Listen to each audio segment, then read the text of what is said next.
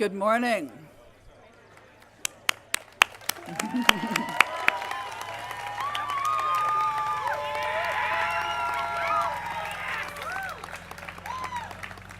So welcome.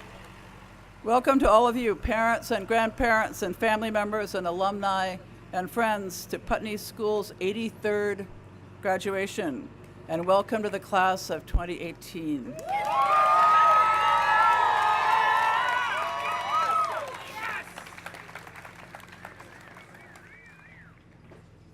Seniors, before we begin, can you take just a moment to thank the faculty that have been beside you all this way?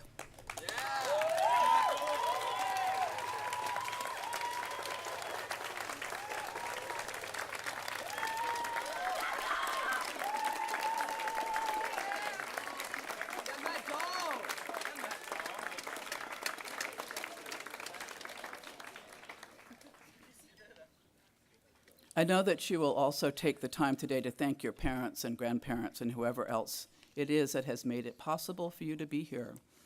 And to all of the families that are here, I want to give you my thanks and that of all of us who live and work at Putney. You have been wonderfully supportive of the school and our community. You have trusted us with your children, and you have been helpful in so many ways. So congratulations to the class of 2018. Yeah. Your time at Putney has been full of challenges, both personal and collective. And although it's not always been fun, you have come through it extraordinarily well. High school is always a time of enormous personal challenge. Nobody gets through adolescence easily. Or if they do, it's because they really haven't been paying attention. You came here as children. 35 of you arrived barely out of the 8th grade, and you are leaving as adults. It would have been nice if during this time of turmoil, of figuring yourselves out, of learning how to live in a community, if the world would have stayed still, if you had a consistent backdrop against which to see your own growth. But your time in high school has been a time of enormous change and disruption around us. 4 years ago, Obama was president, and many of us were largely unaware of the huge political fissures in our country. We didn't imagine that we would see our country's culture moving in so many different directions at once and at such enormous speed. On the one hand, our government no longer looks like an ally on many progressive goals. On the other hand, while you've been at Putney, a new era of social justice activism has arisen, and you've been able to be a part of that. Putney was founded in 1935. Hitler and Stalin were in power, and it was clear then that every citizen needed to be part of the work of making a civilization worthy of the name. During the Obama years, we may have become a bit complacent, but you have never been that. More than any class I remember, and that's a lot of classes, you have been determined to remake civil society, not to be content with what's wrong, not to just roll your eyes and sneer as teenagers sometimes do, but to actually work hard to remake this little world up here on the hill and to gain the skills to remake the larger world out there. I have always thought that an important part of what Putney teaches is how to challenge authority, and you have earned your diplomas.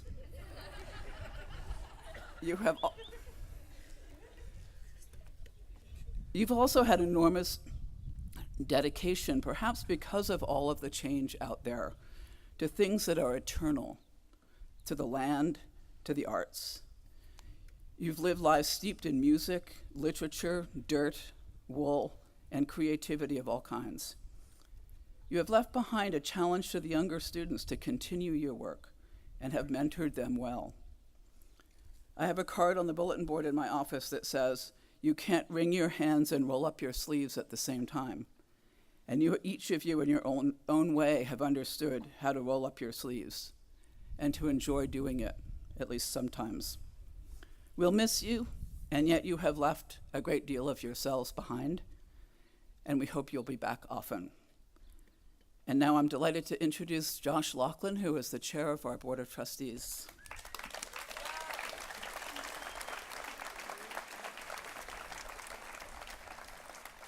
Thank you.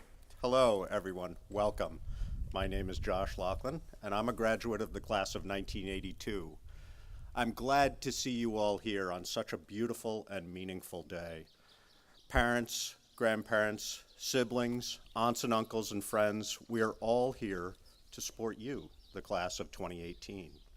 Under the remarkable leadership of Emily Jones and with the unending dedication of the administration and faculty and staff, you've made it to graduation day. Congratulations.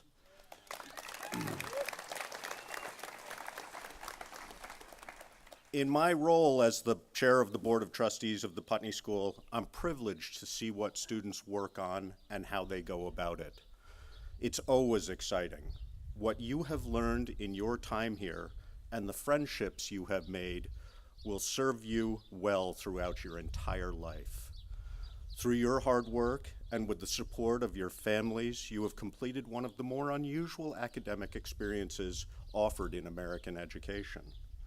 You have learned the importance of living in a community that values you for who you are. If you can share that lesson with others, it will benefit not only you, but all those around you. The other day, as I was pulling into the parking lot at the main building, I watched as a student gracefully drove a large John Deere tractor with a tedder behind it, turning the hay to prepare it for harvest. I wondered if that woman, who happens to be graduating today, was likely to use that skill in her future. I don't know the answer to that question, and perhaps she doesn't know either, but I do know that what she has learned by gaining that skill will serve her indefinitely. A Putney education is like that. You may not know in the moment what the value of a given experience is, but I am certain that you are as well prepared to live in our complex world as anybody graduating from high school today. Whether you are going on to college next year or pausing to chart your course, you will likely find that you are well prepared for life after Putney. I've often heard Ira Wender, who is the most senior member of our Board of Trustees, tell a story about how he became familiar with Putney. When he entered Swarthmore as a freshman some 60-odd years ago, he was immediately drawn to 3 people who would be his best friends. He knew nothing about the Putney School, but realized right away that one of the reasons these people were so capable was that they all shared the experience of a Putney education. He was not able to pinpoint the exact characteristics of these friends, but he recognized that they were more prepared for life in the real world than most of his other classmates. Having missed the opportunity to attend Putney himself, Ira successfully encouraged children and grandchildren of his to attend Putney. He has now served on the board for more than 30 years because he recognized the importance of a broader perspective, and that's something you have all gained here. With the tremendous challenges that your generation faces in terms of geopolitics, ethnic and religious divisions, the warming of our climate, and most recently, the blurring of the definition of truth, your participation in making the world a better place is incredibly important. It may take you time to recognize your role, but I would encourage you to be honest with yourself and others throughout the process. Speak truth to power. I gather you've learned to do that. Find what it is that you love to do and do it, and serve your community and your world in any capacity that you are able. We must all participate in the process of creating, slightly repetitive, but what Carmelita Hinton, the founder of the Putney School, referred to as a civilization that is worthy of the name.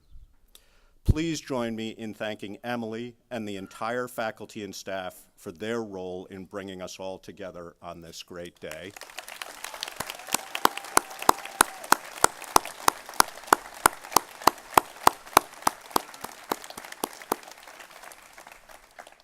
And finally, please join me in congratulating the Putney School's class of 2018.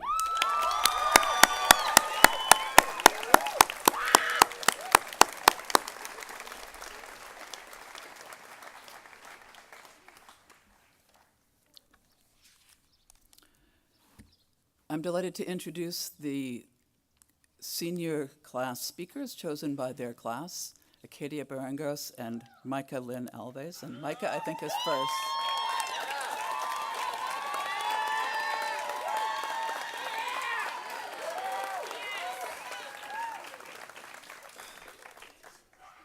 Thank you, everyone. Those of you who know me, even just a bit, will likely not be surprised by this. I love pretending to be a wise man. This is troubling. It's an issue because I really don't have the kind of wisdom that I imagine and desire. That kind of wisdom has an omnipotent, divine quality to it. It is knowing what to do in every situation. It is always having an answer, always knowing what to say to every person, always having a response. None of us are graced with such a thing, even the oldest and most experienced of us. We are stuck with the inferior, incomplete kind of human wisdom. We get stuck in shitty situations. We throw our hands up in the air. We aren't sure what to do. We burn bridges. We cut off others. We also provide joy and relief to people's lives. We occasionally know just the right thing to say. We occasionally hop right up when we are called to action. Sometimes we are able to help guide each other on the path toward a better life, whatever that might mean. Human wisdom can actually be quite helpful when we are presented with human problems. Indeed, if we were divine, we would never need to choose between right and wrong. We would simply do good every time. Choice is what makes a human, and this freedom is precisely what human wisdom is concerned with. Some people call human wisdom philosophy or ethics. Call it whatever you want. You will be thinking about it. Like it or not, this is our arena. The problems we have grappled with during high school will not be going away. So what is it we can do? Well, we are aided by the fact that we have become quite good at observation. Put it this way, we're considerate people. I mean that not in the conventional sense of kind or nice, but in the literal sense. We are people who consider. We can strive to encompass both meanings of the word. I think we should. But how do we do this? It starts with something deceptively simple. It begins with a need to recognize that we ourselves are a part of the world. The flaws that we identify out there are also contained in here. We are a part of the world now. The world is in us. The world is in here. And this world in here is also deserving of our attention. It does not just deserve, but it demands. My journey with this kind of internal contemplation is complex, and I know what happens when I get off my game. It's happened a lot lately. I've been feeling youthful, and not in the hopeful way, more in the everything is wrong and bad kind of way. It's not great. When I get pent up complaining about the out there world, it can be difficult but necessary to remember a sort of mirror. The in here world is a reflection of everything that's going on out there. It is so easy for me, and for all of us, to pick apart things that are out there. But too often, when I do so, I inadvertently and unconsciously imply that what's in here is above it all, that I am somehow better and free of the issues that I see out there. Again, it's often unintentional, but it happens a lot. The real challenge is being able to do both at the same time, to recognize what's wrong inside and outside, and then try to change both for the better. I will try to be a little bit more concrete. Here is a pretty recent example. Sorry in advance to my dad and Sue.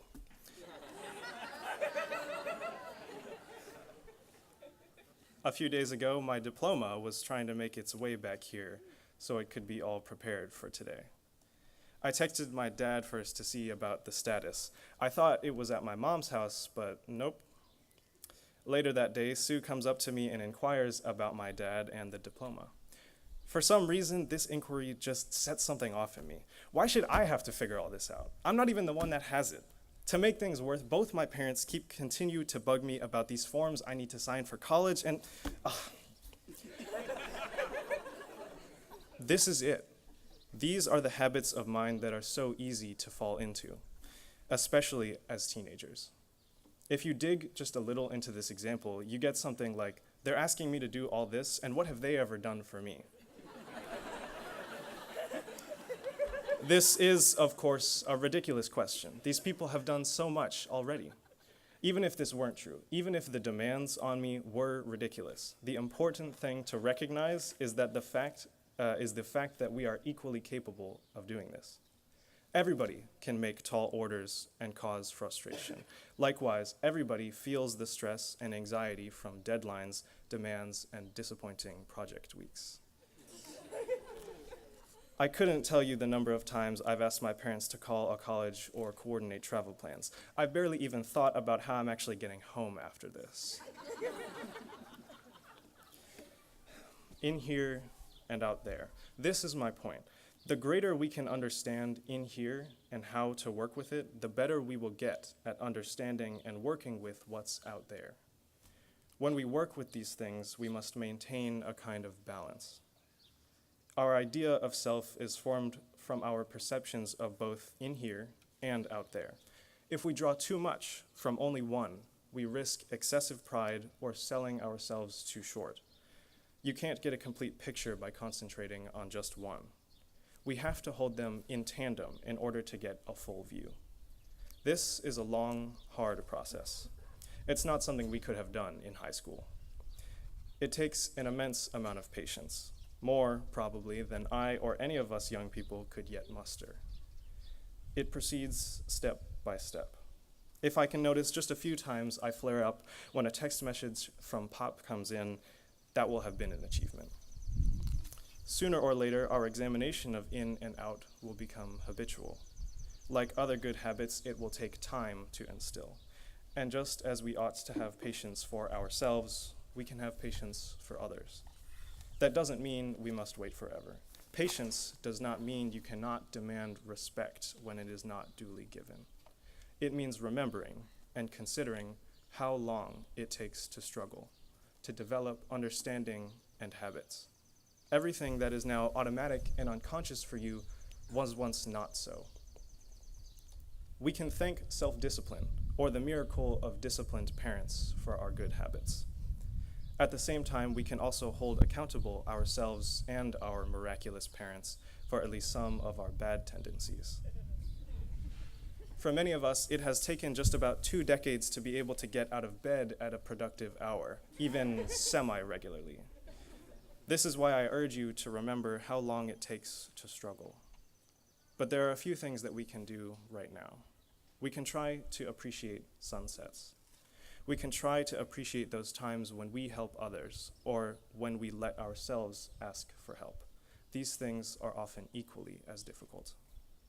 We can express our appreciation when our friends and loved ones are really there for us. We have spent a lot of time, as teenagers do, looking out there, checking out the prospects, picking out the imperfections. We will continue to spend a lot of time doing this, but I'm encouraging you to also spend time looking in here. These two worlds aren't that different after all. So this is where we are left. It's not particularly joyful, but just look at how rich the world is, at how much there is to appreciate out there and in here. We are ready to take it on, and the world is ready for us to take it up. Thank you.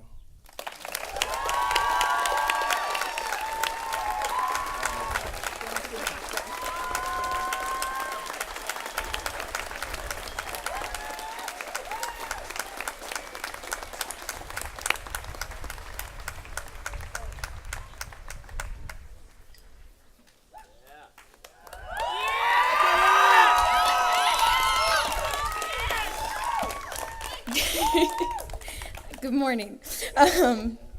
If you know me at all, I don't like to waste time, so I'm just going to jump right in. Okay, that was not an insult. Mike, I love you. Okay. Anyone that has watched our class grow can agree that our journey has not been the easiest ride. As a class of 64 students acting as a microcosm of our world, we are extremely divided. In our last moment as Putney students, let's look at this. I know we're hesitant as a class to agree on anything, let alone the fact that we may have shared experiences, but if nothing else, we share this. We share our time here, whether we like it or not. When we came to Putney, we were the first class of a new admissions administration. We were strong, powerful, and opinionated. Right off the bat, we internalized this idea that we had the potential to shift the culture here. My dear classmates, I need to let you in on a little secret. Apparently, they tell every class that. But that doesn't take away the fact that we believed we could have a substantial impact, and we weren't wrong. We inherited Putney as a community from the classes before, and we pass it down differently than how we received it. We used our power to shift what Putney meant. There is a newly potent energy around activism, a revolutionary passion that we're leaving here. We can see it in just the freshman social activism projects this year. They created a financial aid program for the Putney Community Garden, a gender identity curriculum for elementary schools, a benefit concert for the Brattleboro Groundworks Collaborative, and countless other wonderful projects. We are passing down a vigor and fervor that we created out of only just being here and being together. The passion we've established here is connected to the change we encountered around the 2016 election. This affected us all. It created an awakening and realization in us. Though we may have all had very different reactions, as it meant different things to everyone, it did something to us as a group. We separated. We didn't just part ways. There was a new tension that fully emerged. Not that it hadn't been there before, but it was so strong that we divorced each other. We reflected in many ways what was going on in this country. Debates around the Me Too movement, immigration, and race clearly showed us our differences. We had the courage to face the difficulty of difference, and we weren't totally successful. Yet everyone falls off a bike the first time they take their training wheels off, and we ripped off our training wheels, the adults. And we fell many times, and we ended up with some bruises, scrapes, and some of us with non-metaphorical concussions. We created this tension, a tension that's almost as tight and intense as Alden's neck. She made me say that. Tension, we've learned, leads to potential energy. If you pull on two sides of a rubber band and press down on the band, it is taut. There's energy there. In order for our muscles to contract in our bodies, the muscle fibers have to tense in order to do anything. That tension provides the power and energy we need to move. Without tension, there can be no movement, no motivation, no drive. The tension we experienced led students in our class to convince Emily to take 2 huge buses to Washington for the Women's March. This tension created curriculums around consent and diversity work that we designed that will stay here after we leave. These tensions sent us to many conferences and inspired our own. We know that tension, opposition, and value or belief pushes us to change what we want to see change. We've faced challenges only young adults can face. We've done exactly what we were supposed to do. And now we can harvest this energy that we've created by opposing one another and use it as fuel in our next steps. Though we tried to confront our differences, we eventually decided it wasn't worth our time and energy to try to bridge a gap that did not want to close. And that wasn't an easy decision. We've just embraced this idea that this is how it is. We hate each other, period, end of story. But I reject that notion. We've all hurt each other, but good things have and will come out of the pain we've experienced. We'll come back in 10 years for a reunion with the giddy energy of meeting each other for the first time. We'll surprise each other with the sheer power of the causes we're fighting for, the art we're creating, the businesses we're managing, the trees we're cutting down and planting, and the lives we're saving.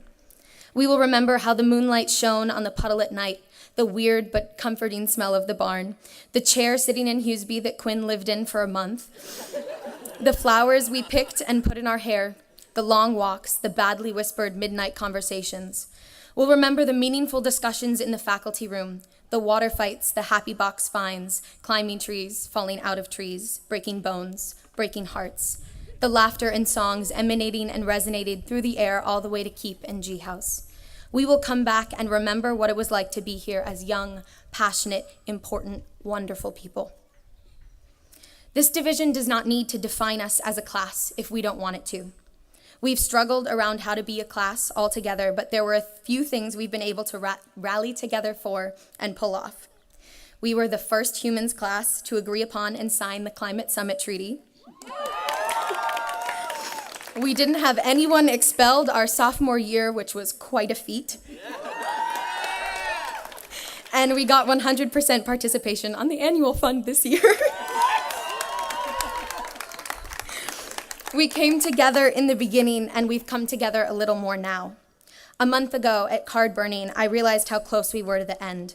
We all grouped around this huge fire that spewed sparks of diesel-powered energy. You would think that after 4 years of being Putney students, we would know how to make a fire without gasoline. To the parents, I would like to say that most of us do. You did not waste your money. It's just that some of us really enjoy unnecessary exposure to danger, which is one of those differences in opinion, I guess. 2 guitars created a surround sound auditorium for us as we sang almost beautifully. We sang the songs that are imprinted in our souls and memories after these years, the songs that we should probably know better than we do at this point. But that night we did something special, magical even. We let each other be ourselves. We just sat there and held each other around this fire, sharing music as we comfortably sat in our differences. 4 years earlier, in Humans of the Natural World, we read an address written by David Foster Wallace, This is Water, which he gave to the graduating class of 2005 at Kenyon College. He speaks of a foundational egocentric perspective. He says, "We rarely think about this sort of natural, basic self-centeredness because it is so socially repulsive, but it's pretty much the same for all of us. It is our default setting, hardwired into our boards at birth. Think about it. There is no experience you have had that you are not the absolute center of." I remember being disgusted by this idea as a 14-year-old. I was positive that I wasn't self-centered, and this dude who has no idea who I am is telling me that I'm selfish simply by just existing. I'm not sure if any of you felt the same way, but I believe we can now agree that the way we see our individual world is our default. It has to be. It's all we know. And that was us. As a class, we came from diverse backgrounds and strong opinions and held closely to them. Over the course of our time here, however much time each of us may have spent at Putney, R.I.P. Chase Johnson, we've engaged in conversation and learning. We've all grown. We're more able to listen, internalize ideas, and be open to changing our thinking. We've recognized that everyone is living in their own default setting. Everyone is thinking about themselves and how the world affects them. Our class has started to change our hardwired notions and include others in our set database. After Putney, we are going on to school for engineering, art, music, agriculture, law, design, paramedic school, forestry, as well as intensive liberal arts studies. We are waiting for the world to mold us, to tell us what we're supposed to do next, what our purpose is. We think that this is the next challenge, the waiting. But you guys, no one is going to tell us that. It's already inside us. Regardless of what we're about to go do or study, we have that power already in us. We've learned it here. Even if we found it through frustration, Putney has helped us all find power in who we are and how we want to change the world. We are facing many challenges as we head into the quote-unquote real world. We are already a part of this world, and we cannot hide from it here. We've unified in the difficulties we've faced this year alone. We are wiser for searching for answers from people we've learned don't have them. We're stronger for having to push up against authority to make change. We are all a part of the current rise of activism in our generation. We may not like each other, but we need each other. I want to conclude with a passage from an essay, Song for the Special, written by a young woman, Marina Keegan, who died the night after her graduation from Yale University in 2012. Her writings were published posthumously. While David Foster Wallace forces us to confront the limits of our human perspective, Keegan encourages us to look beyond it. I want to share this passage with you all, my class, as I believe it summarizes the one truth we can hold on to and must, as we leave the hillside and fall into our next chapters. Every generation thinks it's special. My parents because they remember my grandparents because they remember World War II, my parents because of discos and the moon. We have the internet. Everyone thinks they're special. My grandma for her Marlboro commercials, my parents for discos and the moon. You can be anything, they tell us. No one else is quite like you. But I searched my name on Facebook and got 8 tiny pictures staring back. The Marina Keegans with their little hometowns and relationship statuses. When we die, our gravestones will match. Here lies Marina Keegan, they will say, numbers 1, 2, 3, 4, 5, 6, 7, 8. The generation flying its tiny cars would think itself special.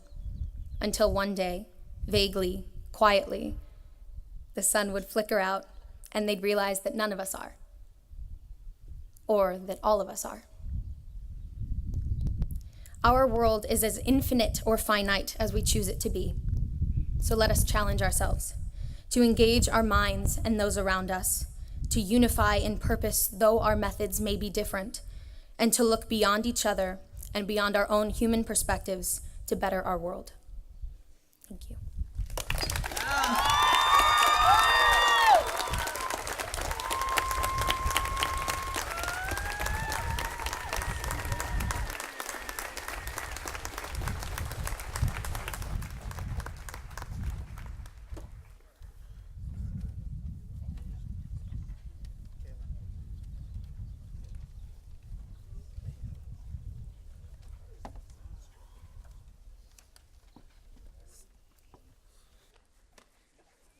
So now please rise and we will sing the senior song.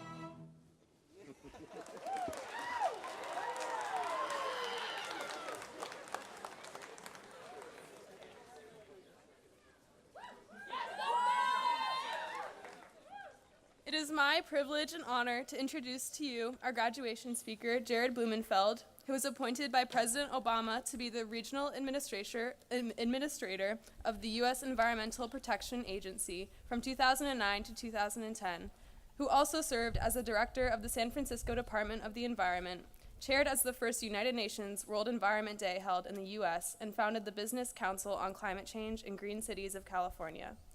He has worked for nonprofits, including the Natural Resources Defense Council and the International Fund for Animal Welfare, where he helped protect millions of acres for wildlife and held corporations accountable.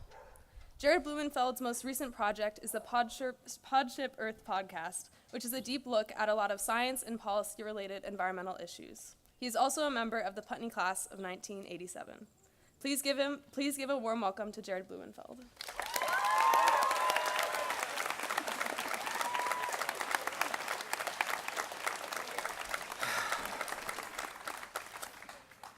So good to be here. Yeah, I'm excited. Okay, here we go. So it was funny because I saw, I don't know where she is now, Piper, but yesterday I walked into the KDU and she was wearing a Clash t-shirt.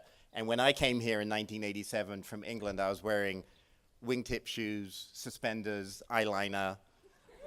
That was the time of the Cure, the Clash. It was like a big time for me. I loved it. And when I got here, it was like, especially coming from England, this is a completely different universe. Like, it really felt like I was on a different planet. In those days, there were very few rules at Putney, really none. Like you, we got to work with our hands, growing food, milking cows, making art. There were no grades. I don't know if they're grades now. We got a lot of adventures canoeing in Lake George. Most people somehow managed to get their sleeping bags dropped in the lake. So yeah, as you'll hear in a minute, it was a good beginning to my adventures. Teachers, which was really unique for me, actually seemed to love teaching, right? They seemed to love what they were teaching us. So for me, that was like, wow. I mean, if there's one thing I learned at Putney, it was how to love learning. And that's probably the most important lesson that I have taken away from Putney. But it really came from people loving teaching what they taught. I also love the food. I mean, you got to remember, I came from a place where there were mushy peas and very, very boiled Brussels sprouts and mutton. So for us, like, food here was like incredible. Really was. When I started going to boarding school in England, I started going to boarding school at 9. I was super homesick. And when I came to Putney, I was so far away from England that really I made this my home. Putney became my home because there was no option to go home. So, you know, that's what you've done as a community. You have no choice but to make it work. And in the rest of your life, that's going to be true too. My last week of Putney was memorable. Hopefully yours has been as well. In the middle of the night, we took out all the tractors. We took out the sit-on lawnmowers, the rototillers, and we raced them around the campus until Ray Andrews tipped one over and the farm people came out, and like Tasha's laughing over there. And then we painted the steeple in the Arts and Craft building fluorescent yellow, as one does. And we spent most of our time skinny dipping in the puddle. So that was like, yeah, that was the end of our, apparently we were referred to as like the dark ages, the time that we went to Putney, but it was memorable for us. So Putney is a work in progress, right? It's an experience in experimental living. We heard this before. It kind of sounds like all of us, from the kids who gave great speeches to the adults, kind of prepared the comments in unison. They're all a little different. But back in 1935, Carmelita Hinton, the founder of our unusual school, she wanted to foster an environment in which children could become independent progressives. She wanted us to be curious and courageous. She said, "There's no use living on year after year just to live. That's not life. If I can contribute, that's one thing. To stop creating is to die."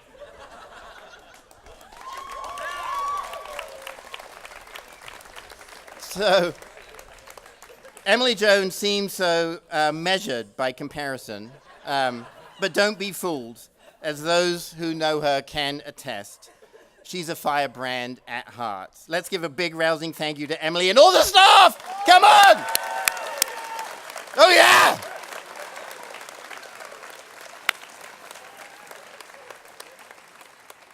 Since Putney's founding, the outside world, with a brief exception in the late 1960s, has become more cautious, more conservative, less accepting of the values taught underneath the elm tree.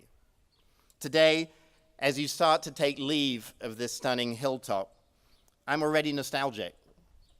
In the case of Putney, this instant nostalgia is warranted, because for the rest of your life, you will reach back to Putney and the community and the ideals as a source of inspiration. Putney represents a wellspring from which you will continue to grow long after you leave the campus today. When I graduated, the speaker standing where I am now was the actor Wally Shawn. Yeah. Oh, good. Of Princess Bride fame. He was himself a Putney graduate, and he taught me a very important lesson, which is never go up against a Sicilian when death is on the line. Let's be clear from the outset. Just like Wally Shawn, graduating from Putney means one thing above all else. You are not normal. You're not even close. And the sooner that you understand the depths of this truism, the sooner you can stop trying to conform to meet the expectations of those who desperately want you to be like everyone else. At college and beyond, very few people will understand the experience you've had at Putney, and fewer still will want to hear about every single one of your amazing Putney adventures. Those that are intrigued will lightly assume that you made most of it up. The shared experience of Putney, as we heard, both good and less so, is why your classmates sitting next to you today become more important with the passage of time. They were here. They will remember. At Putney, I became an addict, a maple syrup addict. Over the years, I have found there really is no cure, and for that, I am glad. After Putney, I went back to England and was at a friend's house for a pancake breakfast. I politely asked for the maple syrup, and they brought out some hideously sweet, grotesquely sticky confection that bore no resemblance to the amber nectar that I'd helped make in vats at Putney. I was faced with a tough choice. I could abstain, but the pancakes were super dry.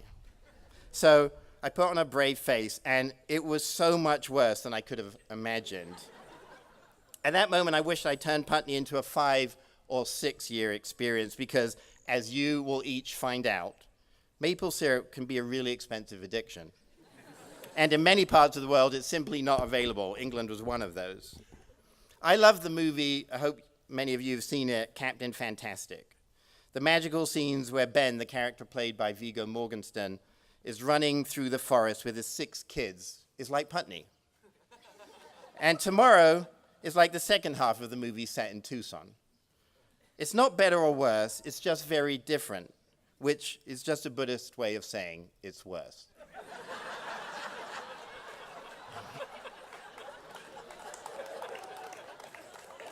In the years since I left Putney, the school has remained very close to its values. Yes, it's made changes, it's modernized, but it's fundamentally still a beacon of hope on a hill.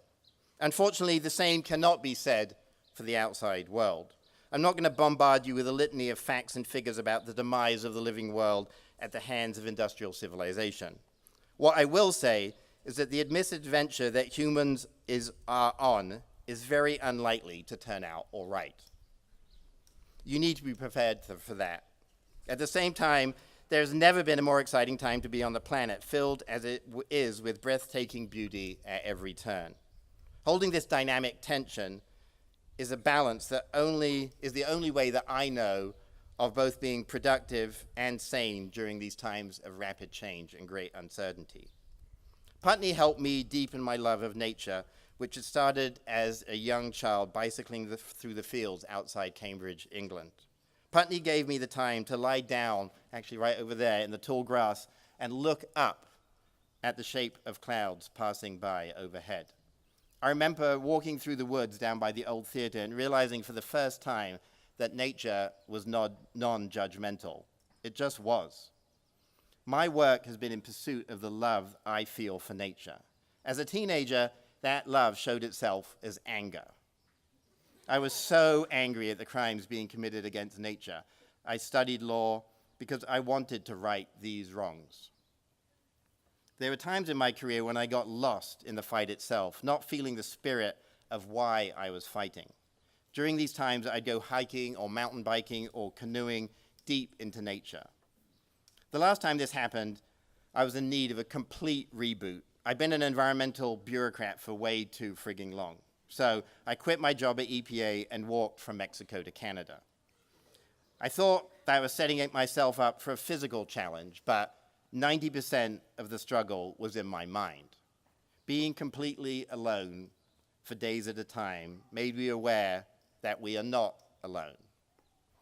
13.5 billion years ago, there was no time, there was no space, and then from a single infinitely dense particle, a grain of stardust, the universe was born with a bang, and space and time began to expand. Every single facet of our universe shares this same beginning. Their creation is our creation. Everything on Earth, rocks, trees, water, fish, us, share a common descent. The same 355 genes exist in every single living thing on Earth. The night sky that you can see so clearly from Putney contains more stars than grains of sand on all the world's beaches. We are part of creation, and creation is part of us. Given that we are connected to all living things, we must now finally acknowledge that we are equal to everything else in nature. The myth of human superiority has been used to boost our egos by making us feel above nature. We act in every way possible to detach ourselves from nature, to show that we are better, smarter, and different from the rest of the natural world. This has given us a fake license to hold dominion over all other living things. The myth of human superiority represents the philosophical cornerstone that undermines our destructive relationship with nature. Our intelligence is used to justify a great deal of short-sighted, ignorant behavior towards the environment and others. Inhuman treatment, including torture, has long been justified by dehumanizing nature. In every genocide from the Nazi Holocaust to Darfur, the oppressor cast the victims as subhuman species, for which normal standards of care do not apply. We treat everything non-human as disposable. That's why human rights and environmental protection are so intimately connected. Our relationship with each other and the planet is currently dysfunctional. It's not acceptable. It is not okay. We must fight for radical changes to how we treat each other and how we treat nature. Our arrogance, desire for status, wealth, power, security, and comfort are the reasons we've put our hands in our pockets and looked the other way as nature burned. Even when we have taken action, it's consisted of half measures when we knew full well that bold steps were required. Your 4 years at Putney have trained you to be effective advocates in the fight for planetary survival. You already know the importance of speaking up when you see that the emperor is wearing no clothes, and now is such a time. You've learned, mostly through osmosis, the critical elements needed to create the ecological U-turn we require. Let's start with community. You spent thousands of hours helping make Putney a community. It took hard work, early mornings, shoveling cow manure, planting crops, and showing up to class smelling like shit. Community is the critical ingredient to a functioning democracy. Being part of the Putney community means that you share a common destiny, not that you agree with everyone's views, but rather that you listen and respect everyone's opinions.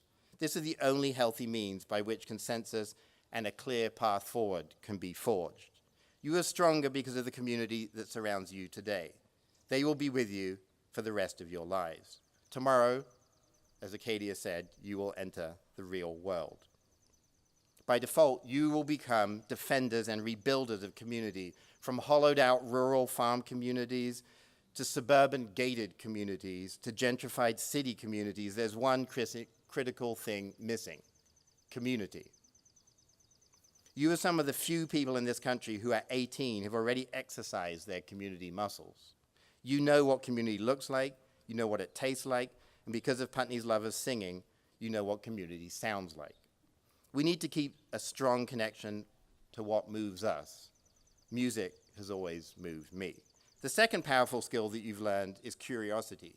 You will be entering a world with more information than ever before, but very few ideas on how we can live in harmony with each other and with nature. We are told that curiosity killed the cat, because just like in Oz, society doesn't want you looking behind the curtain. But do not be fooled. Curiosity will make each of you successful. Asking difficult questions and not giving up until you're satisfied that you found out the truth makes for complexity. Financial interests don't want the boat rocked because that makes waves, and waves make people nervous. You will make people nervous. You're already making me nervous.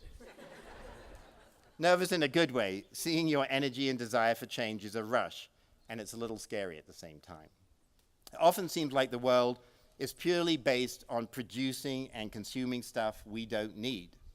This cycle is rapidly making the planet uninhabitable. This is not trivial.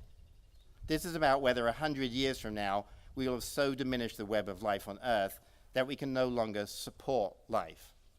Getting the planet back on track will take large, bold steps. Yes, we need to recycle, but we really need to reform the way goods are made and used. Yes, we need to save water, but we really need to radically rethink the value of water. Yes, it's fantastic that Tesla and other companies are producing electric cars, but we need to radically redesign cities so that we don't need any cars. Yes, we need to reduce greenhouse gas emissions, but we also need climate justice for communities already suffering. When my son Marcus was 9, an environmental speaker came to his school, luckily not me, and told the children that it was now up to them to solve the world's problems. Marcus put up his hand and said, "Actually, it's still up to you." The truth is that it's going to take all of us, right?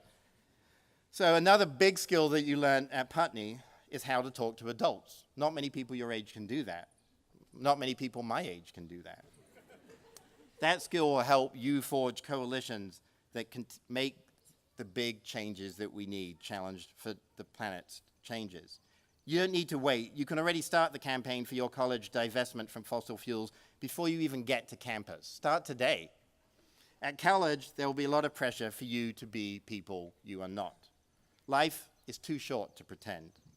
Knowing who you are takes time, so be compassionate with yourself. Try and differentiate between the things that make you tick, that give you joy, and the things that your parents, friends, and People magazine expect from you. Putney has left an indelible mark on each of you, whether you relished every moment or struggled to maintain a sense of equilibrium, whether you felt alone or supported. Putney is part of who you are. You will find it hard to sit on the sidelines and watch the world go by. You will be community builders. You will not be able to sit in a cafe without remembering serving food yourself. You won't be able to drink a glass of milk without remembering either the cows or the farmers who worked long hours making the farm run. There are a ridiculous number of challenges ahead of you, and yet all of them pale in comparison to the love your parents and guardians feel for you at this very moment. Love is ultimately the only agent of change that has the power to transform our world, to create the future that we desire. We only protect the things we love, and we only love the things we experience. We love Putney because we got to experience it so deeply. So try and spend as much of your life outdoors as possible. Rain, shine, snow, wind, as you found out at Putney, they're all just weather. So go out no matter what. The energy, resilience, and endurance we need to protect nature can only come from being in nature. Right now, I'd like each of you to stand up. Come on, stand up. And hold hands with the person next to you. Okay, shut your eyes. And now take one last long, deep breath of fresh Vermont air. And now release it. You can sit down. I often forget to breathe. Literally, I do this. I forget to breathe, and what I found is it really helps to get through life if you keep breathing. I never wanted the spirit of Putney to be too far away from me, so I married my classmate, Alex Nichols. The twinkle in her eyes, the crazy art project she drags me into the desert to create, her love of life and passion to make it better is like being at Putney every day. The next time you crave a dose of Putney, take an action to build community. Stay curious and fill your life with courage and purpose. And if that fails, crack open a big bottle of maple syrup, pour it over a thick piece of French toast, and remember how sweet life really is. Thank you and congratulations to the class of 2018! Woo!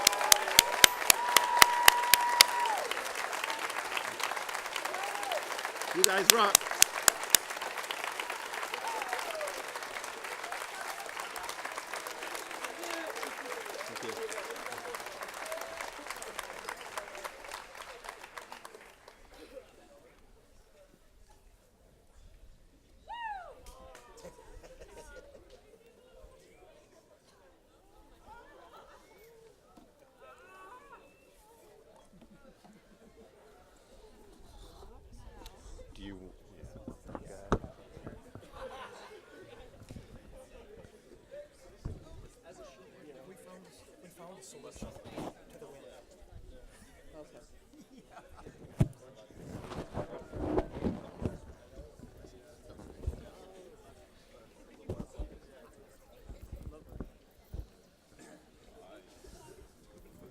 So this is the part that the seniors have been waiting for. You're going to say one more thing?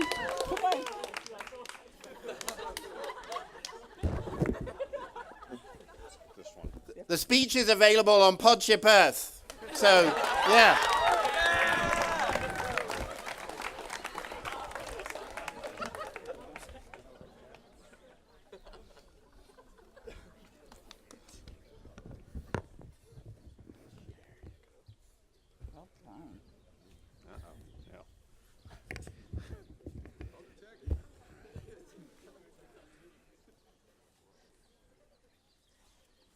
Gabriel Hayes Failstyle.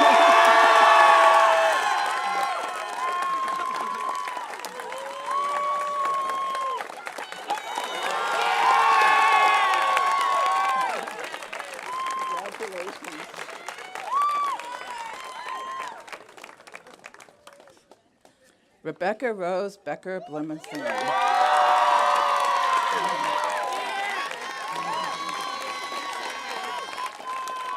Oh my God.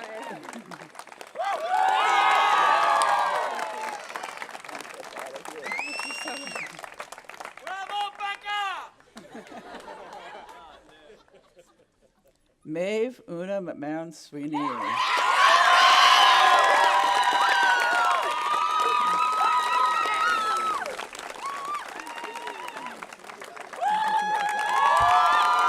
I'm so proud of you.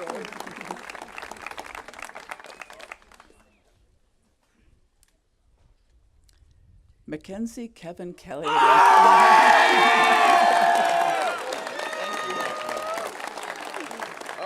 Congratulations.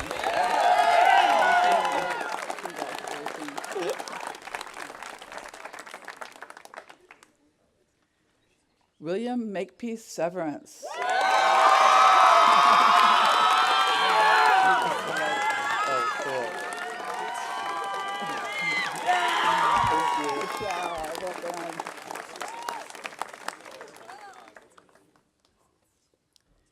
Andrew Finley Leston-Niles.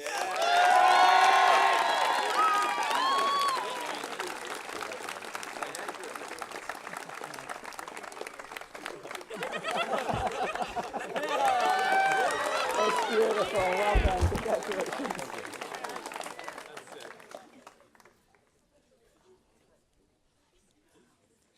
Susan Leona Flint.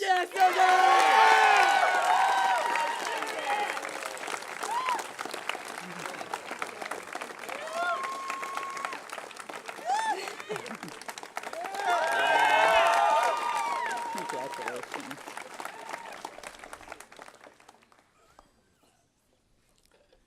Zev Raphael Aronal Pogrebin.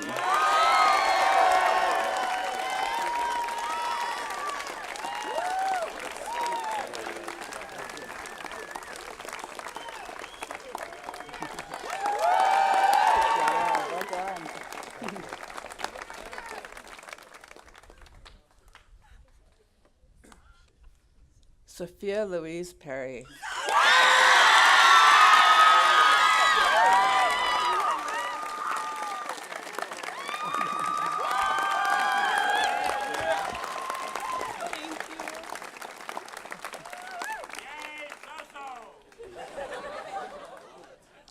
Nathaniel Thomas Bedell.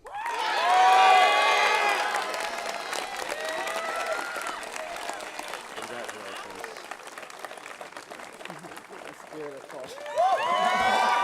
Well done. Congratulations. Samuel Anderson Marcy.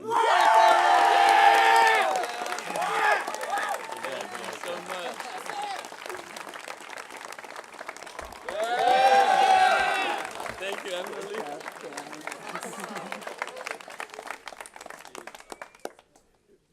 Ariana Marina Capellan.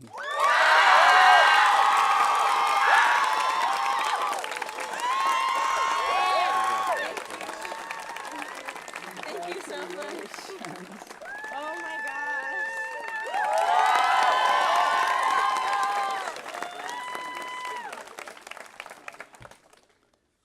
Mahogany Star Brown. I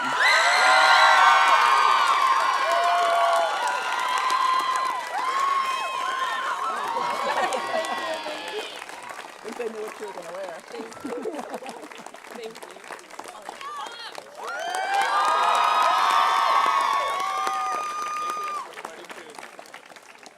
Nicholas Greenleaf Riccardi Kuhn.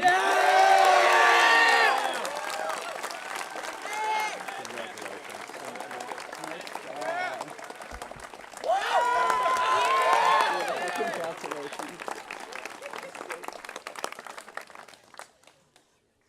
Ryusei Sawada.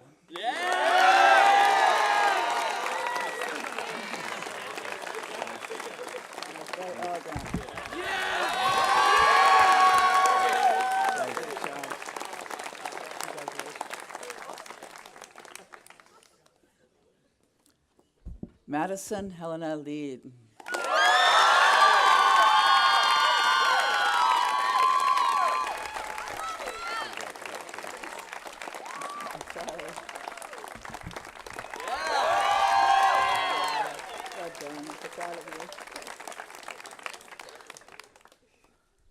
Caroline Hastings Hughes Combs.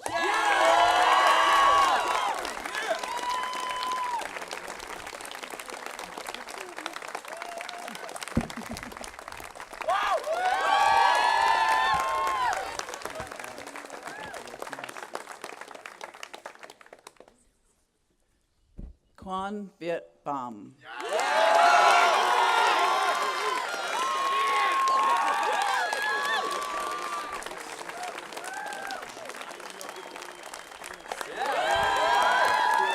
Well done. Congratulations. Mary Sidney Miller.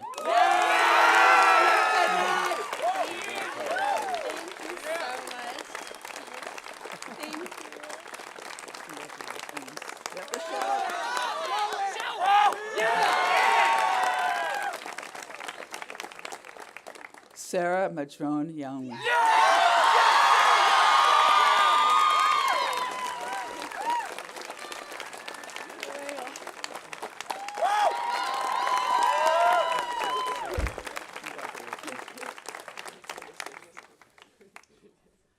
Alden Miller Schmidt.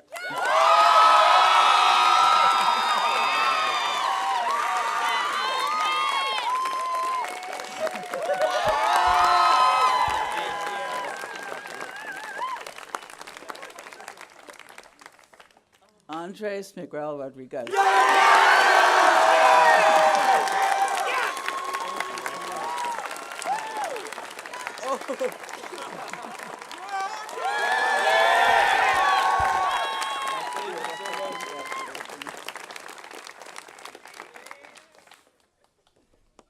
Griffin Sam DeMatteo.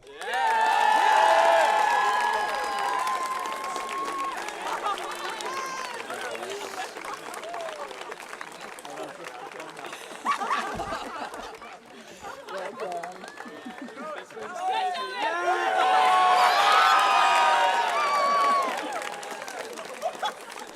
Anna Martina Lecter Hartman.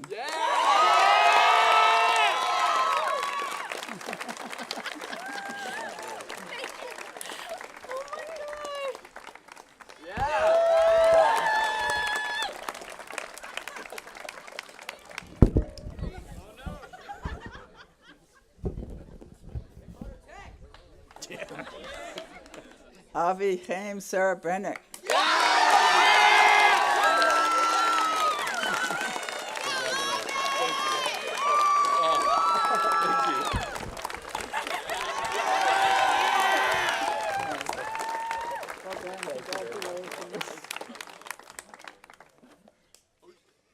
Jack Solinger Muth.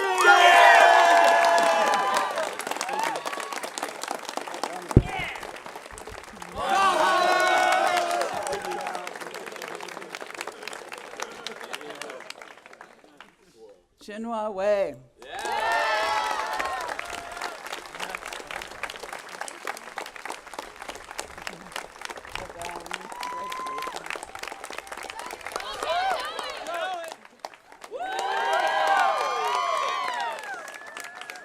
Grace Morrow Chambers.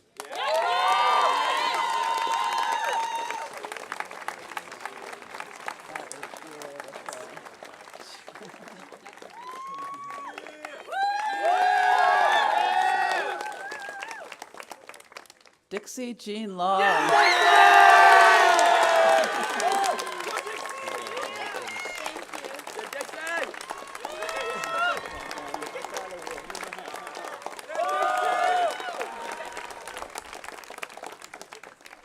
Eliza Kate Gale Strauss Jenkins.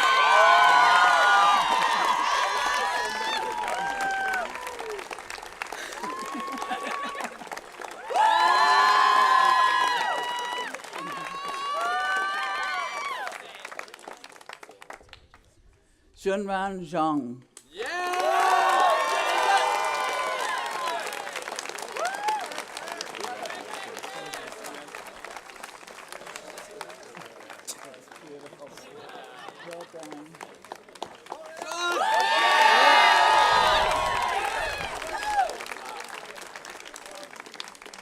Liza Lee Pill.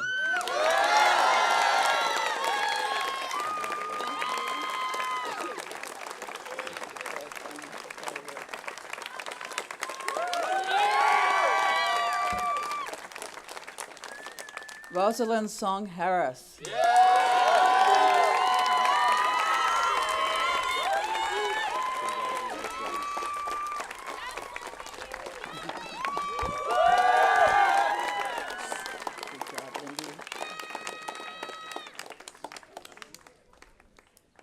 Elon Foster Hedges.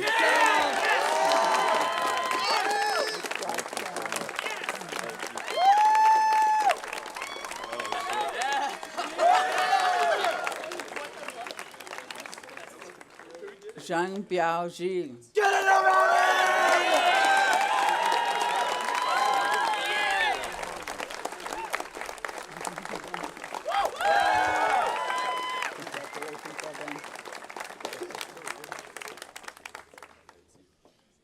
Emery Richmond Ball.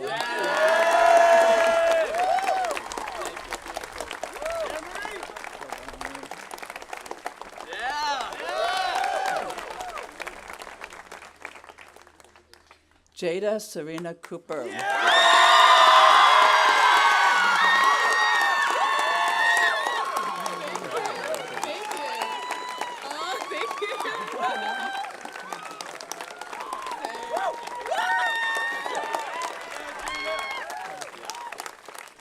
Delaney Cedar Hayes Bullock.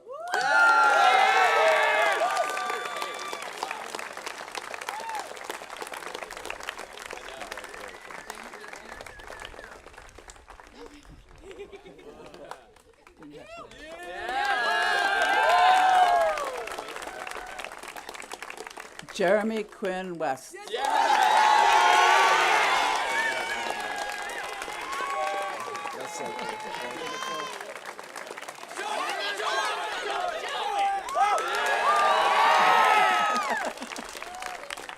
Ava Rose Shader.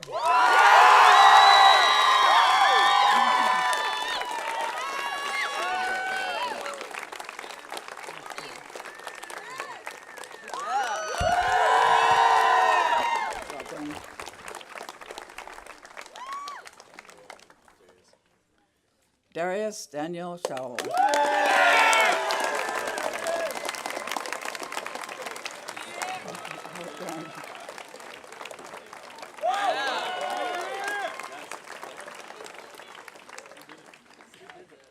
Garrett John Ballman.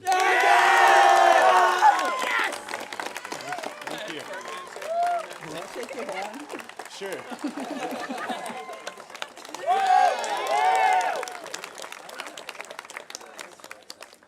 Molly Cagle Cameron.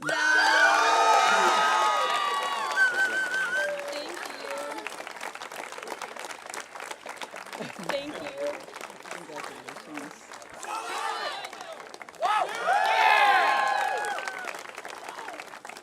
Avery Catherine Stokes McLean.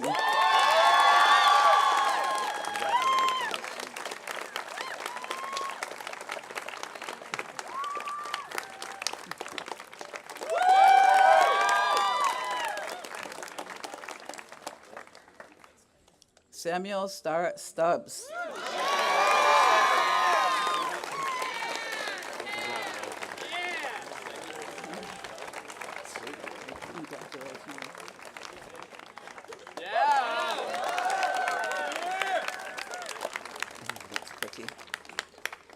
Bianca Sophia Peterman.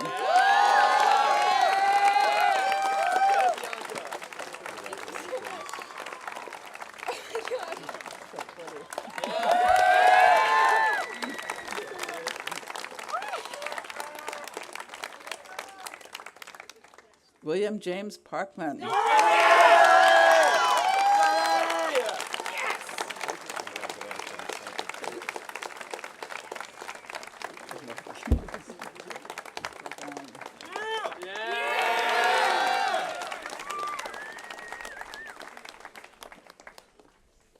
Lucas Malone Kierden. Oh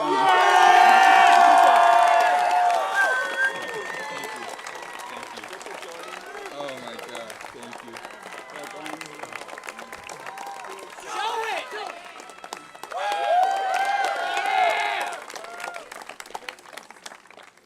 William Walker Blood.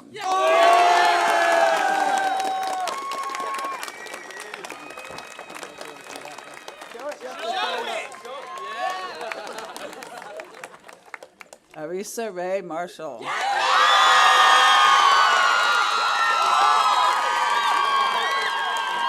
Thank you so much.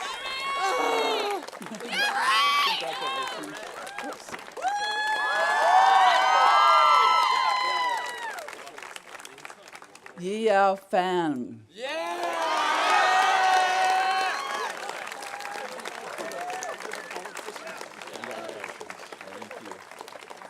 The brightest one. Thank you.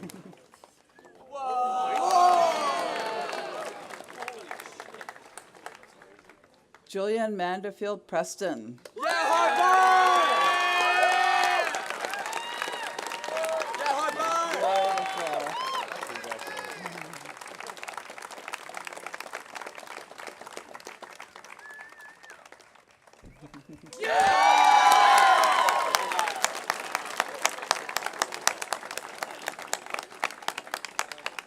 Kyle Miller Pickett.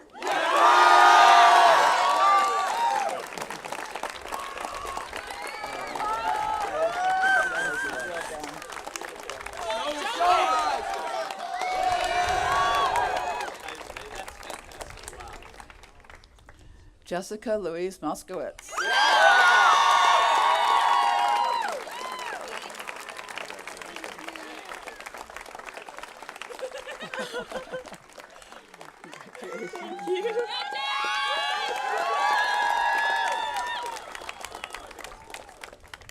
Asa Moses Martin.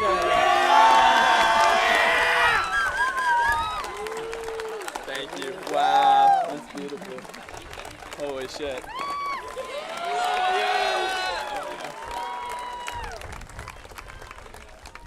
Claire Ann Matlock.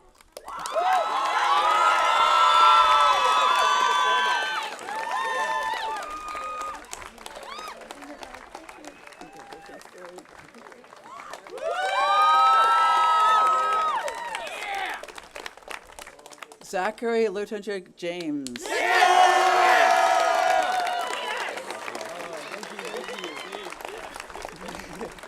Well done, congratulations.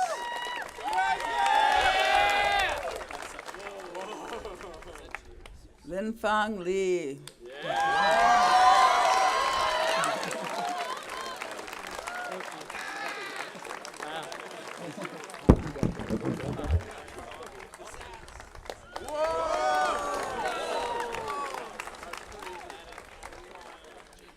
Jacob Brill Stevenson.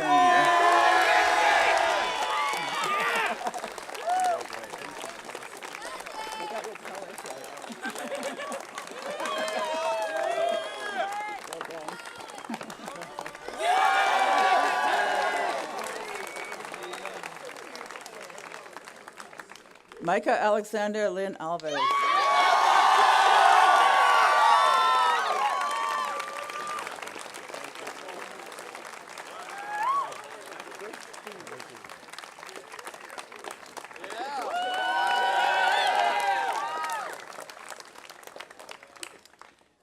Quinn Alexander Burrows.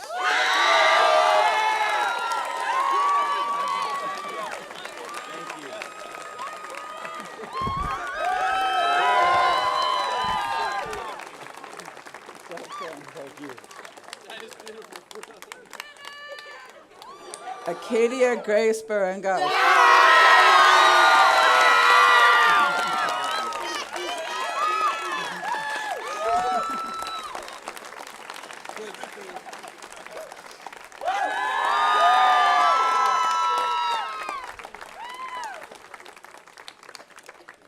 Hui Lin.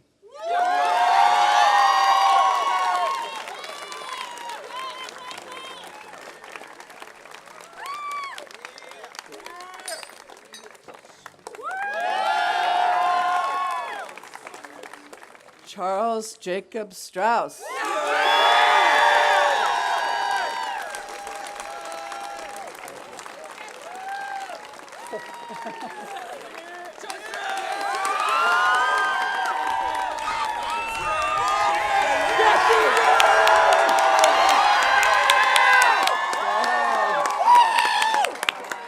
The class of 2018. Go.